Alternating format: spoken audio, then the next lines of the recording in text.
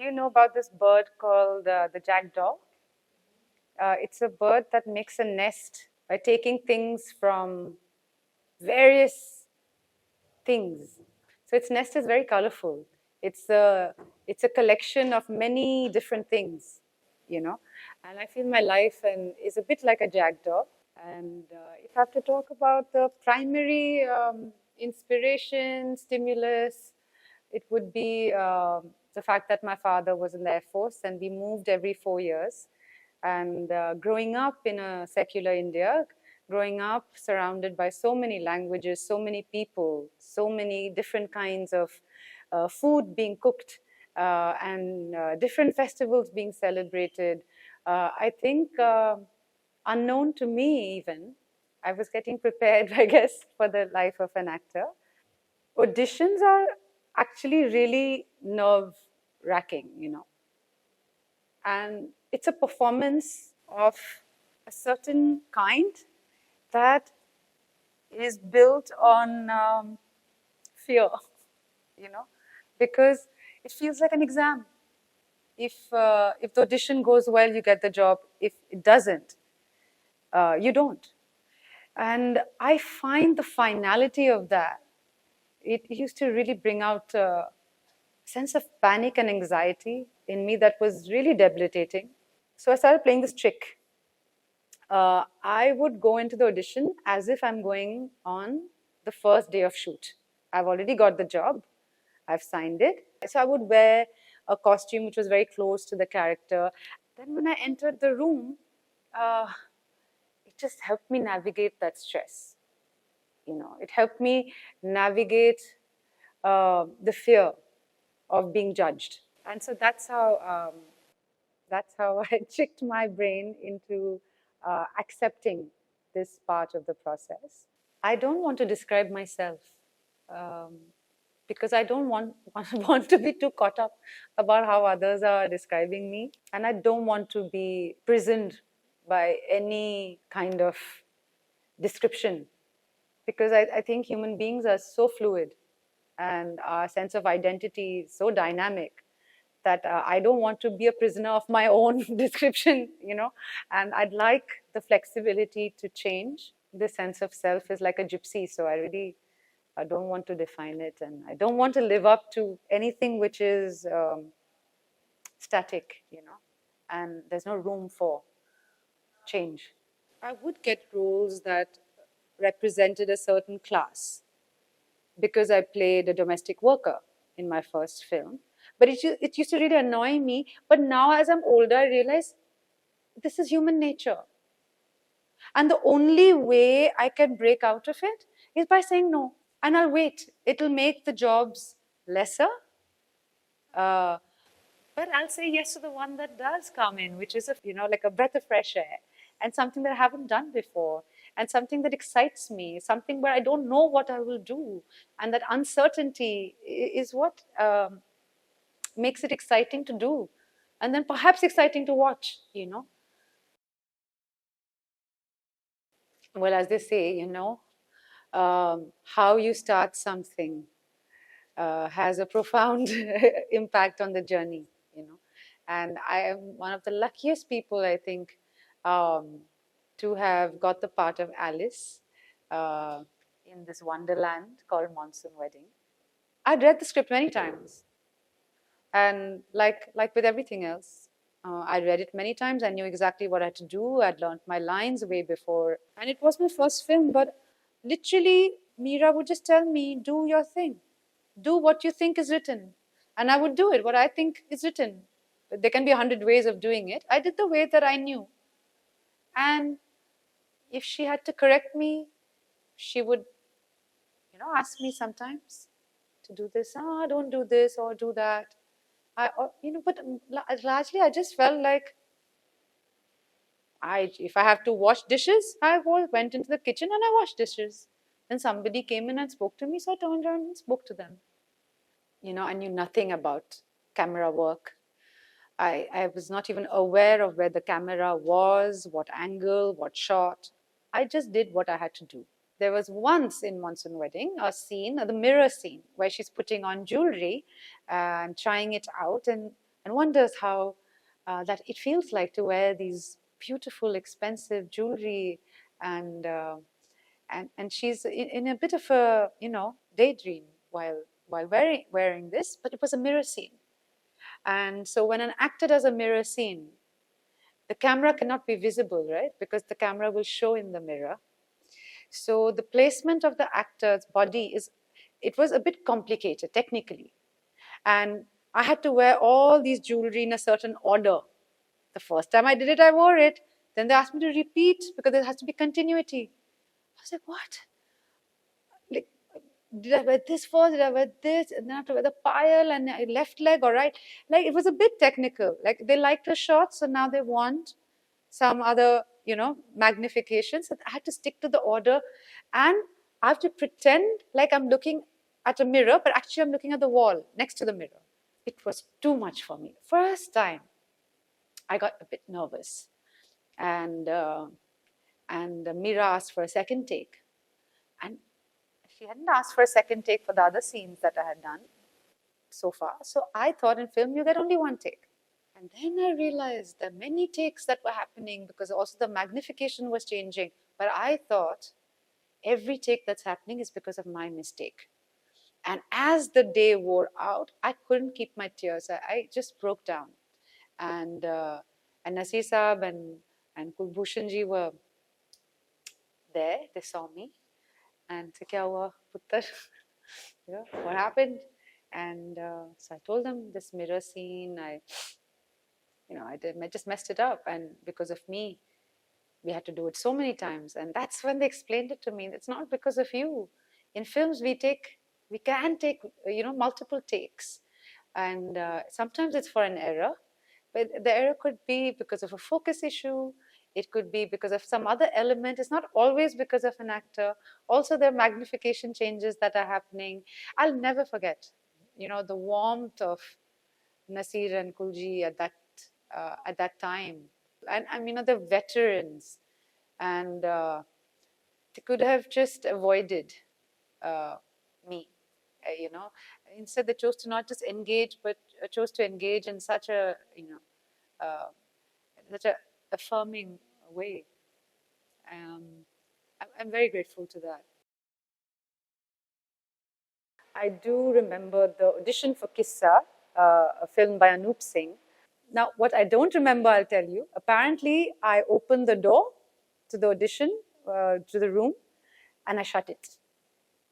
And I opened it again, and I stumbled, and I fell, and I got up, and I introduced myself to Anup. So this is Anup's version of the audition. He thinks I planned this entrance. Of course, I have no recollection of it. But what I do remember is the film explores a very complex relationship between a daughter and her mother. And the audition was based on this relationship, the mother-daughter relationship. And there's a scene in the film where the daughter asks her mother why she didn't protect her from, the wrath, the desire of the father. And that question is just a question, So Anup asked me to basically twist my body, like how you put one hand under your leg, one thing, however, like a pretzel, like a jalebi, twist your body as much as you can, and then, and hold it in that position. When you can't hold this any longer, let go. And in that letting go, in that exhale, if I could just say Ma. And I thought it was such a strange audition, no scene work, no dialogues to learn. And I have never auditioned like that. And so I did that. And when I said the word Ma, at that time, I had no idea, the complexity of the script or what.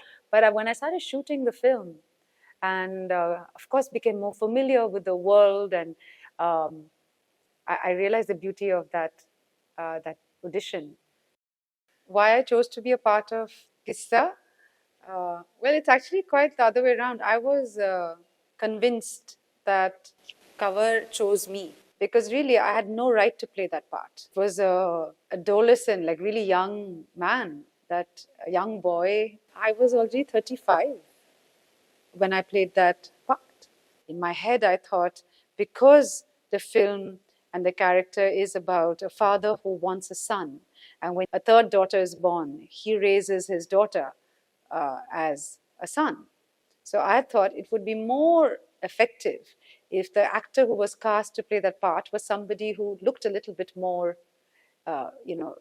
physically broader and taller. And, I felt like I'm so short and tiny and thin, and I'm 35 years old. I'm certainly not going to get this part. Cover chose me, Anup Singh chose me, and it has been the biggest gift of my career in terms of a friend for life in Anup, in terms of giving me tools that he taught me during the filming of Kissa. But the beauty of those tools are that they can be used in any other project that I go to. And that was for me the biggest takeaway from Kissa. The idea also of a woman being raised as a man and having to hide her, tape her breasts, hide her hair, and hide who she is. It was endlessly fascinating for me. And also because I don't have a sense of identity which is, very coded in the ideas of femininity or masculinity. And I've always been bordering on being androgynous and been raised like that. I loved wearing my father's clothes. I liked it. I felt good. I liked climbing trees. Now people would like to put the label of tomboy for that. But I'm not a tomboy because I didn't like sports. And I liked that Kissa helped me understand that, not just for the film, not just for playing the character, that we are many things that are struggling within us. And when society tries to put you uh, in a tight prison of identity, some of us can't survive in that prison. And Kissa was really, for me, the most profound exploration of that. It has only helped me question my prejudice more, question my own judgments more. And it really was a gift. And in exploring the androgyny of Cover, I could accept my own. I don't have to subscribe to any kind of what it is to be a woman. Because when I keep asking Anup, but should I watch Boys Don't Cry? What film should I watch? And he kept saying, you don't have to watch anything. I said, but how can I be more convincing as a man? He said, I don't want you to be like a man. I want you to win your father's love. That is your motivation. I think a note that was very helpful that Anup gave was that Cover has a public face and a private face. The public face stands straight, shoulders squared up, and walks with a certain certainty. The private face is so tired of putting that act on. The private face slumps. To decide that is this, in this scene, does Cover have a public face or a private face? And that depends on how comfortable Cover is. Sometimes here, Cover has to put up a public face even when he's at home. Sometimes Cover can be himself, herself, when in the presence of Neeli, played by Rasika. So this note was very helpful. It helped me, navigate it and look at each scene and decide that, oh wow, it's such an elegant, simple way of giving direction. I had already played a mother in my second film. When I was barely 22, I played a 40-plus-year-old woman in this film called Shadows of Time. I should have known then only that life is going to be a bit unexpected and full of surprises. So it's not the first time I played mother. And I said yes to the part because I had read the script which I loved. I saw how hard she had worked on it and how detail oriented she is, how obsessive she is. And I didn't know what part she would offer me, but I would have done anything to be a part of that film anyway. And when she offered me the part of Bunny, it was really just, it was perfect. The character was called Bunny. And I was really looking to play characters that were less intense and, also had a certain lightness of being. And Bunny had that, to the point of her actually being a little callous towards Shutu's character and not really reading what she was going through. And I love the casual cruelty that Bonnie's character has. She's not rude to people. She's not rude to Shutu, but she's not sensitive enough to know what's really going on, and could say things that are actually quite callous and casual. And I love that. I love that from the outside. She looks quite wonderful and lovely. But even she didn't see it coming because she wasn't looking. I really tell Konkona that she also sees me in a way that very few people do, because she's a dear friend, and she's with Death in the Gunj and Last Stories. The second time I worked with her, she sees a certain side of me because we know each other, and she gives me these parts that no one else really has. She thinks I'm very attractive and beautiful. I think she's very attractive and beautiful because we actually do.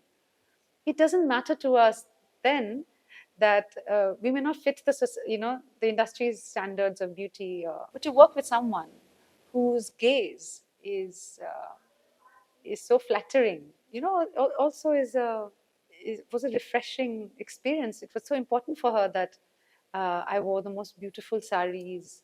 It was a period film. How my hair was, the makeup. It wasn't about vanity, but it was so important for her that it was, of course, period correct, but it was important for her that I felt good, and I don't take that for granted. Not because I don't think I'm beautiful. I think I'm very beautiful. But I had chicken pox when I was a kid, so I have scars on my face. I have crooked teeth. So when a director sees you and thinks you can play a woman who's desirable in Lust Stories, or who has desires in the first place, or a woman who is, in Death in the Gunj, who's dressed in these beautiful silk batik saris and these period pieces, and you feel so glamorous and sexy from the 70s hairstyle, and it feels really great. Oh wow!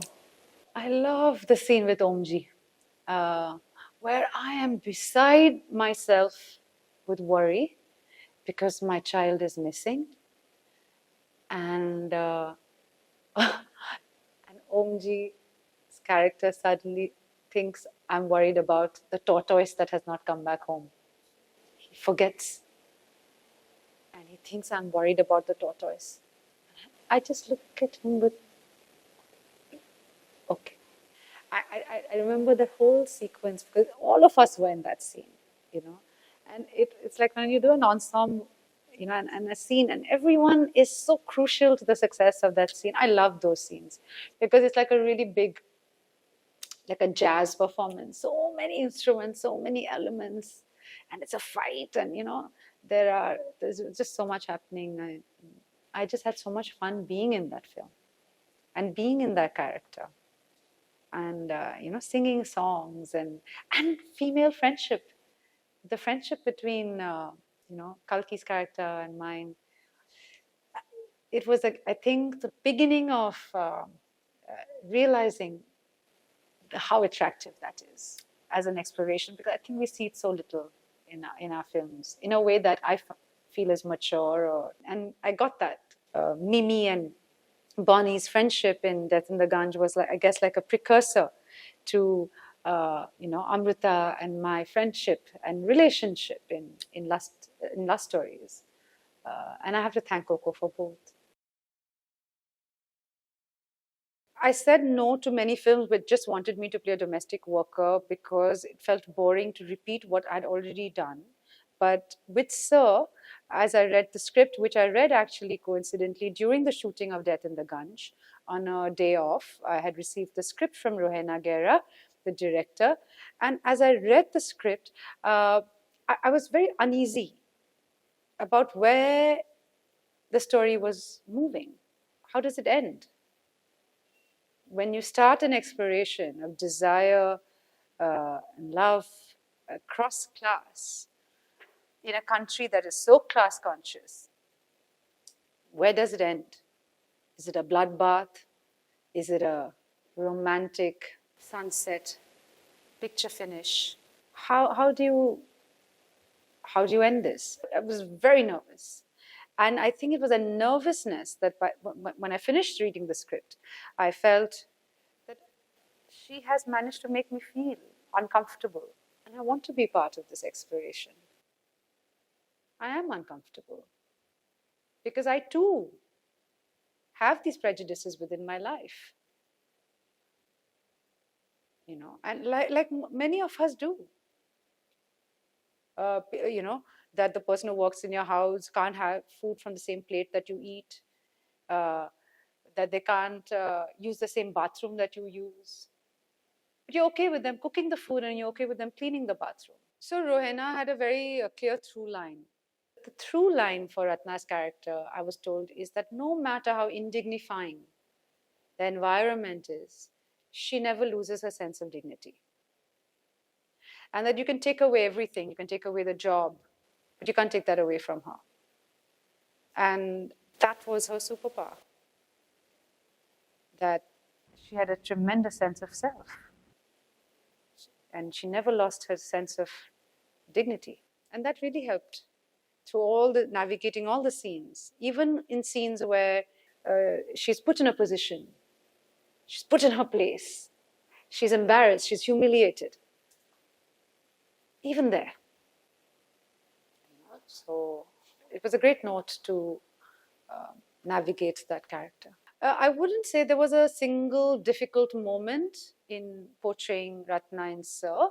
What was difficult and a challenge for both Vivek Gomber and I, who played Ashwin, was that because the relationship between Ratna and Ashwin is a slow burn, it's very subtle changes, and their closeness and intimacy grows very slowly. Because the scenes were not all shot in order, in chronology, one had to be very aware of what came before and what's going to happen after. And if I've already done the after, then my body language can't be that. So this constant calculation of what's happened before and what is to come, and to keep that in mind. It was very technical. It was something that we had to be aware.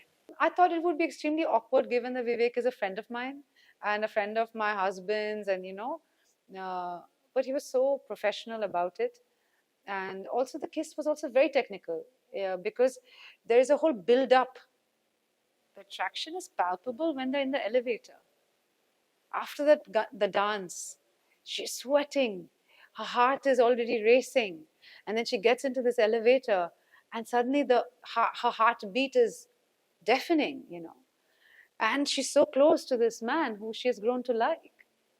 And so the kiss was like a build-up, and the sense of crossing a threshold that you were not meant to cross. As a human being, I was aware of it, right? It was also like the awkwardness of kissing a really close friend. So I think that awkwardness helped in that scene, because just to take even the character and the story forward.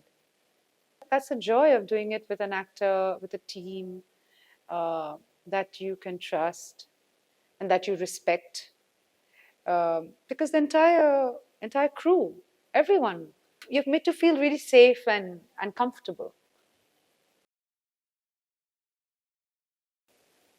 What attracted me about Lata Solanki was not representing the act of violence.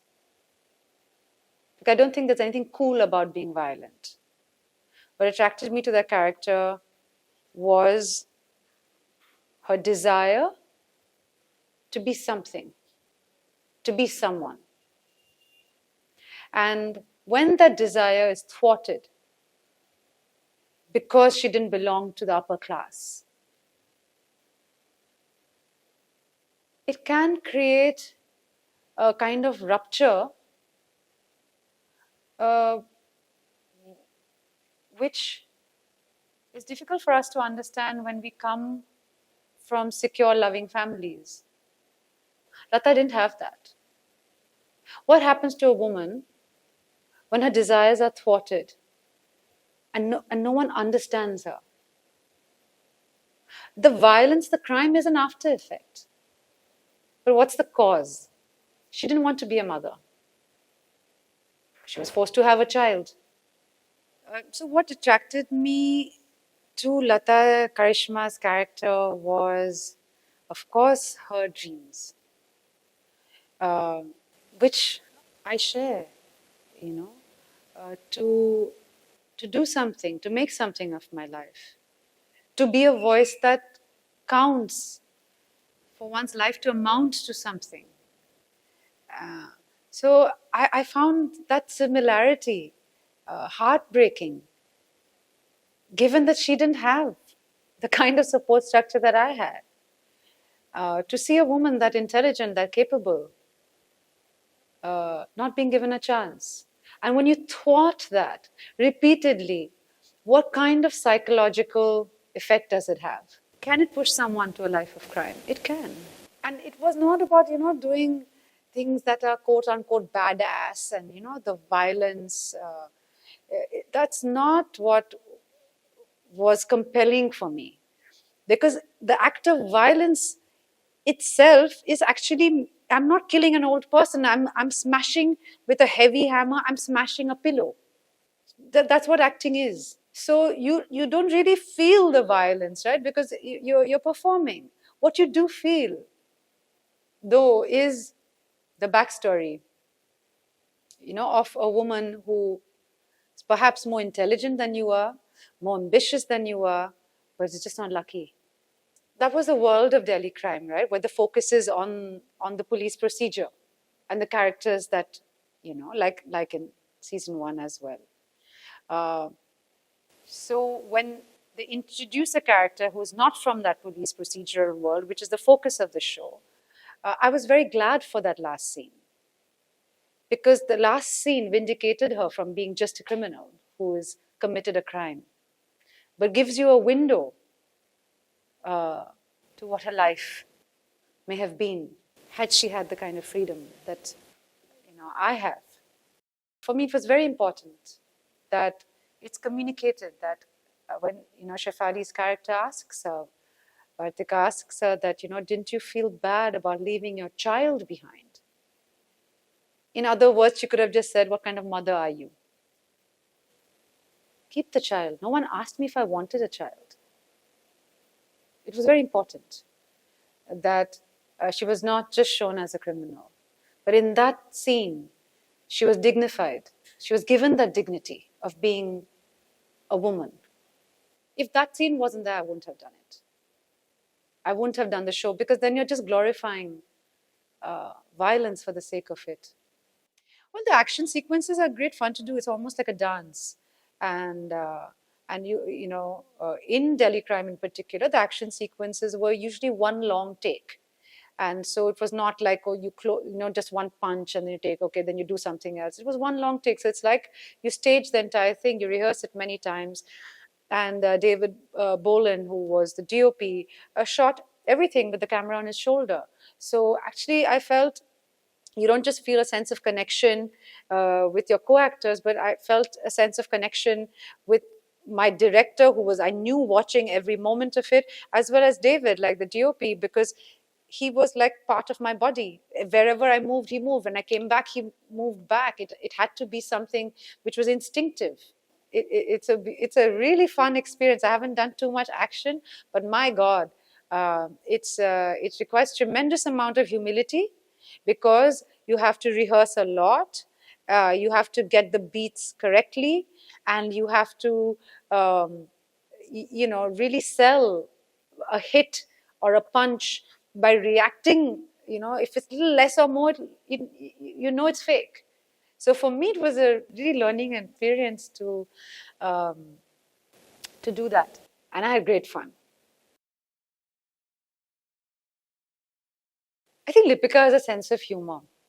and has figured a way to keep that sense of humor as she negotiates through a very patriarchal, male-dominated work environment, where people in positions of power would rather take instructions from a man. She has found a way to negotiate that with a sense of humor. She has also understood how to massage the egos of men and get her work done. There's a certain method in her madness. She walks the corridors of power without a sense of, what she's going to get out of it. She's not doing it to climb the social ladder. She's not doing her job so that she can get a promotion. And she's not defeated by a demotion when she's sent into the archival. She's doing her job because she actually believes in it. It's nice to play a woman like that. She's too cool. Perhaps her love for researching and for doing a thorough, check, being detail-oriented, are things that I like. There is that similarity, I would say. But otherwise, the kind of risks that Lipika takes, I would never. I'm very risk-averse. I would never put myself in the line of danger. I'm far more conservative with my risk appetite. But she's pregnant. Her back must be killing her, and she puts herself in such dangerous situations, and is. I don't have any of those qualities, and I certainly don't have the sense of humor that she has when she faces patriarchy. I get angry, and anger is useless. If I had to take something away from Deepika, I think it would be that. You can't change things much with anger. You could just burn out so fast. I guess the most challenging part of this role for me was the action sequence, because it was very complicated in this. When she gets attacked, and it was tougher than what I'd done earlier in Delhi Crime. It was more complex. So I did find that part difficult. That's been the most exciting thing, I think, of the last few years, is that I was suddenly given an opportunity to work with actors who I've never even met. It's not the actors who are part of my circle, or part of the theatre company that I came from, or the independent actors gang of indie films. And there's certain comfort in what you already know, but there's certain excitement in what you don't know, what you don't even know you don't know. And for me, Night Manager was that, the scale of things. I'd not worked on that scale. It was a good learning experience. When Konkona narrated the story of The Mirror, I was on a break day of the Night Manager shoot. And Konkona, when she narrates her film, because she's such a good actress, she plays all the parts, right, when she's reading it out. And you really get a sense of what she wants. What really drew me in about Ishita is the moral ambiguity. That the film is not trying to explore who's good, who's bad. The film is actually a take on female desire. It's an exploration of female desire and sexuality. And without judging. And when the judgment does come in, it has consequences. As long as she was watching, she was aware of being watched, there was no problem. They both had agency. The moment it's revealed, because of the husband's presence, and then all hell breaks loose, they have to perform the parts that society expects them to. All the accusations that are hurled both sides. They're performative. When things get bad, you fall back on what society expects you, the lowest hanging fruit. Ishita she's not proud of how she confronts Seema Didi. She's not. What does she tell her? Who do you think they'll believe? I mean, at the end of the fight, she pulls the class card, no? I just loved the placement of the mirror. It was very technical, how it's placed, so that I can see her, she can, does she see me? I think you will also watch the film and see in that mirror your own monsters and what you think is acceptable, not acceptable, your own desires, said, unsaid. I love that scene where she's hiding. When she first finds out, when she walks in and sees Seema Didi in her bed, and she comes out and she calls her friend, and she's stuck to this thing, and they're going out. I love doing that scene because it was so funny. I felt like a lizard. Like literally like a lizard, how a lizard is, and then when the image of the lizard, which is why she screams, and then they find out that she's watching them and all that, so everything kind of added up. Like there were times when she would run from here to and hide there. I felt like I was like the lizard darting in the wall. You know how lizards suddenly they'll go tick like that, and they're like, I felt like Ishita was a bit like that, and that's the thing when it's written well. Everything makes sense. Everything ties up to everything. The whole matrix makes sense. Finally, there was a representation of desire in older women. It was so delicious, to get an age-appropriate part. As in my mid-40s, as my body is changing, perimenopause is real. Your relationship with your body is changing. Your idea of desire, sexuality, everything is like, there's a storm brewing inside you.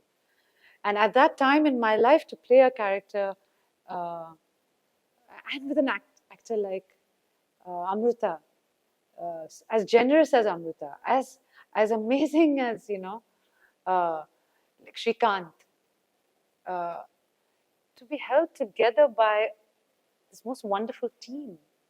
So sensitive. The language on set, the gaze on set, it was done because it mattered to Konkona how her actors felt, especially when the sex scenes were shot. It's extremely technical. It has all been storyboarded. It has already rehearsal has happened. What is the actor comfortable with? It makes an entirely different experience on set when you have a director who is also an actor who has the kind of sensitivity. She was so careful, particular about it. It was very important for her how comfortable her actors were. The length she and her crew went in making us feel comfortable. I don't know how to really describe what my process is as an actor. And I don't think most actors can define it because there's so many factors that lead to a performance, but it's definitely a director's medium. There's no two questions about it. I'm here as an actor to serve the vision of the director.